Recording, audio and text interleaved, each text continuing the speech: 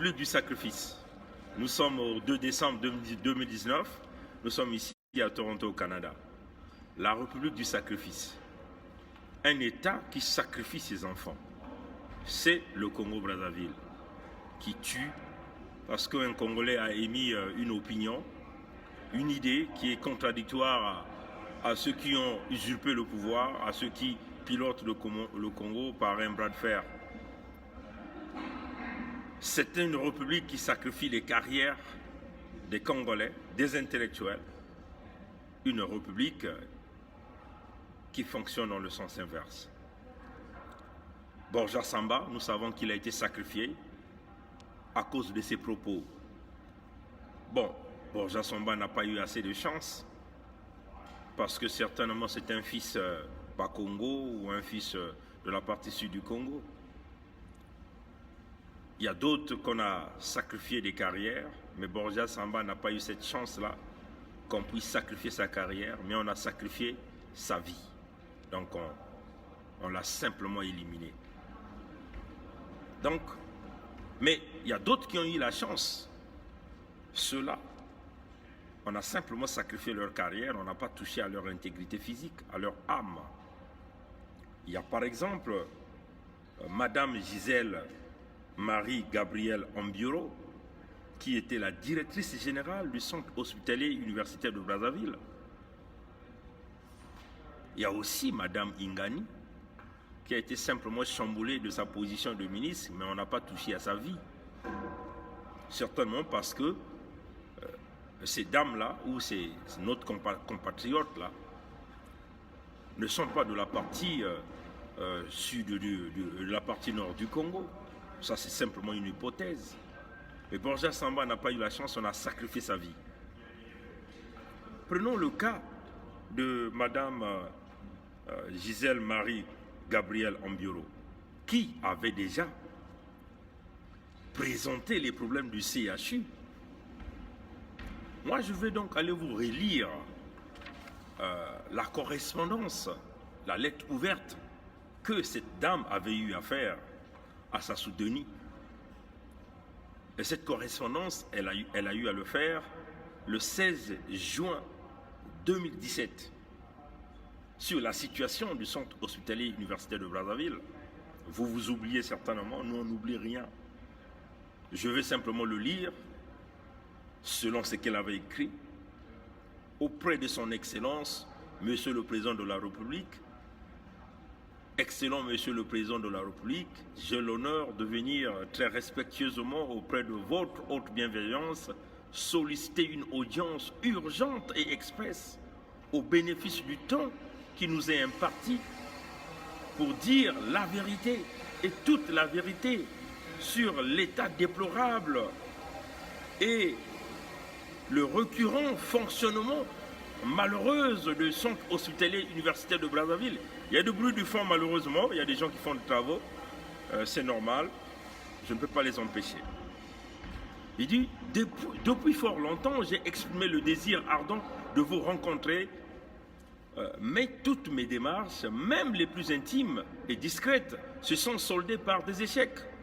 En effet, depuis ma nomination par décret présidentiel numéro 2016-53 du 23 février 2016, en ma qualité de directrice du centre hospitalier universitaire de Brazzaville, ma rigueur et ma volonté de se faire ce qui est juste et ce qui est mieux pour l'hôpital et la population malade m'ont coûté une adversité féroce de la part du grand réseau mafieux.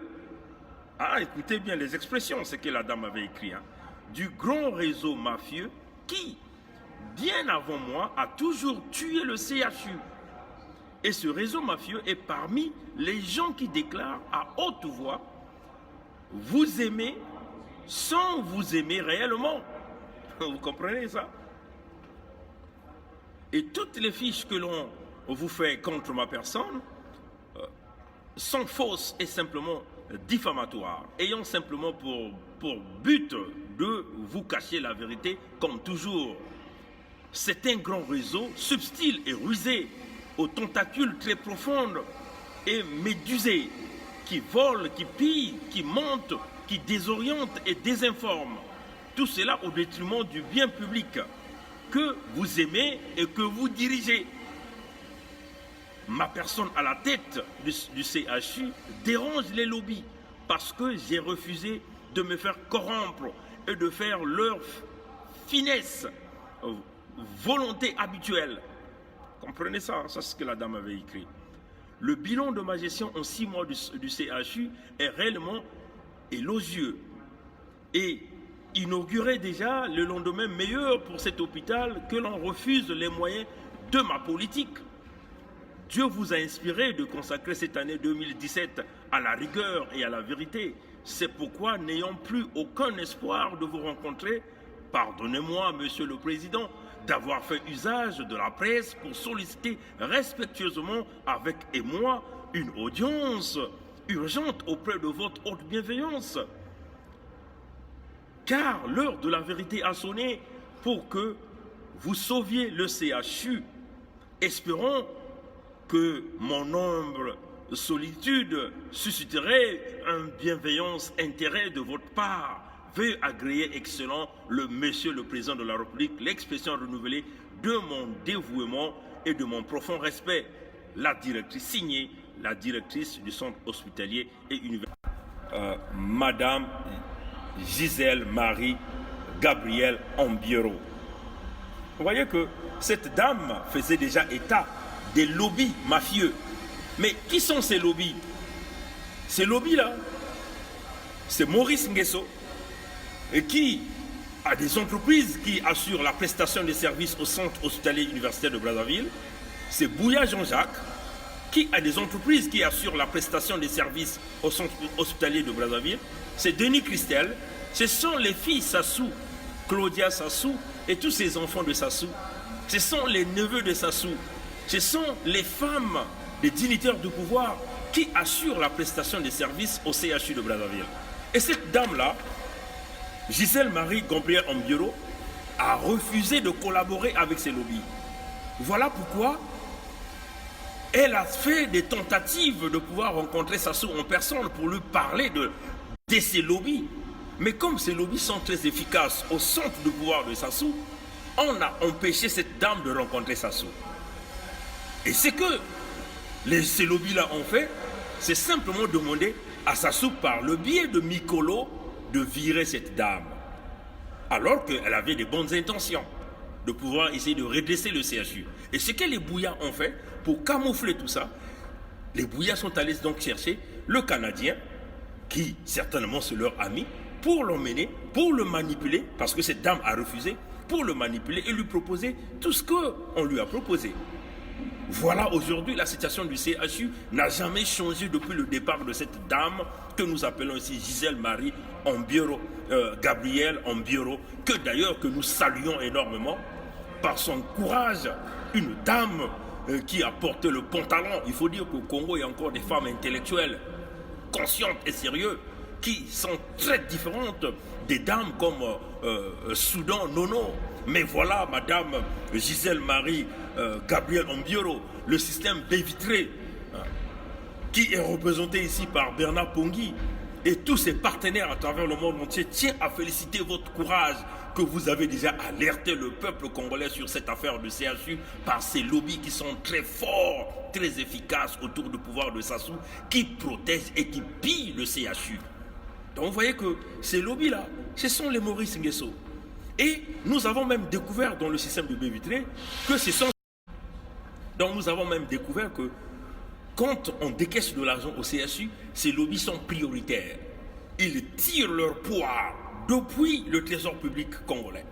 Ces lobbies partent directement chercher leur poids. L'argent est décaissé pour le CHU. Donc les Bouillas mettent déjà leurs mains, les Maurice Nguesso mettent déjà leurs mains, les Antoinette Sassou mettent déjà leurs mains, et il reste une petite quantité d'argent qu'on essaie maintenant de s'acheter. Et ces lobbies-là, ce sont eux qui sont chargés de s'occuper des lits, des matériaux, des médicaments du CHU, mais en volonté, en réalité, ils ne cherchent, ils n'achètent rien.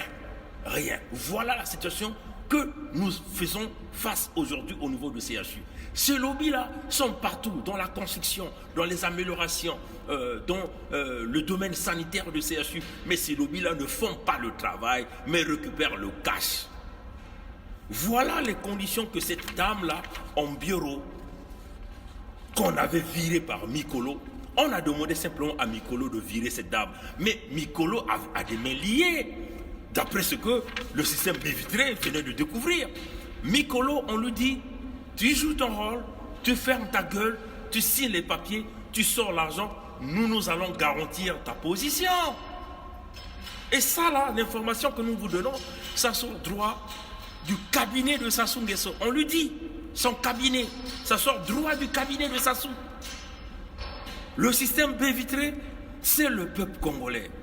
Les antivaleurs là, ce sont eux-mêmes, les gens de Sassou, qui sont les spécialistes des antivaleurs pour bloquer, freiner le Congo. Vous voyez, chers amis. Et puis, on nous a même dit que ces lobbies-là travaillent aussi dans ce que nous avons appelé les entretiens des appareils au niveau de CHU. Et ces lobbies-là font exprès de tripatouiller sur les appareils, de maintenir les états de non-fonctionnels des appareils au CHU pour continuer à percevoir des fonds sur les prestations. Voilà ce que M.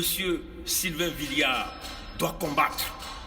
Voilà ce que le compatriote canadien doit combattre. Mais si le compatriote canadien est sous la domination de Bouya, et sous le contrôle de Sassou, et sous les contrôles de tous ces lobbies-là, qui ont trouvé là une machine à voler l'argent du Congo, une machine, un créneau là où les fonds du Congo doivent sortir, alors là, en ce moment, on dit M. Villiard ne pourra rien faire parce que ces lobbies sont plus forts, plus efficaces. Ces lobbies sont sous la protection de Sassou Denis lui-même. Voilà un peu ce que nous tenons à dire sur l'affaire CHU.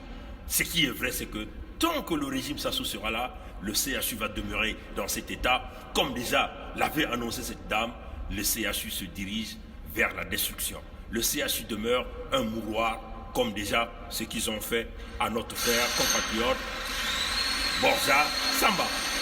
Donc, on vous le dit, chers amis, c'est un lobby efficace, fort, puissant, qui gère les CHU, les Maurice Nguesso qui sont en train de sucer l'argent, les Denis Grissel, tous leurs femmes ont des entreprises de prestations au niveau des CHU et ils prélèvent leur argent à la source. Ce n'est même pas le CHU qui leur paye, mais c'est depuis le trésor public congolais que ces gens-là perçoivent de l'argent de fonctionnement des CHU. Donc vous voyez que le pauvre Canadien a des mains liées. Il ne fera rien. Il sera là jusqu'en 2021, mais il ne pourra rien faire parce que ces lobbies-là, c'est sous la commande de Sassou. Le CHU va demeurer le mouroir. Pourquoi? Parce que ces compagnies-là ont des parts de marché sur les morgues, qu'il s'agit de morgues de Pointe-Noire, des morgues de Brazzaville. Leur but, c'est d'envoyer plus le Congolais à la mort et continuer à sucer l'argent des Congolais parce que vous devez continuer à enterrer vos morts. Voilà un peu comment ces gens-là ont bâti pour détruire le Congo. Et nous sommes là pour démanteler tout ce système.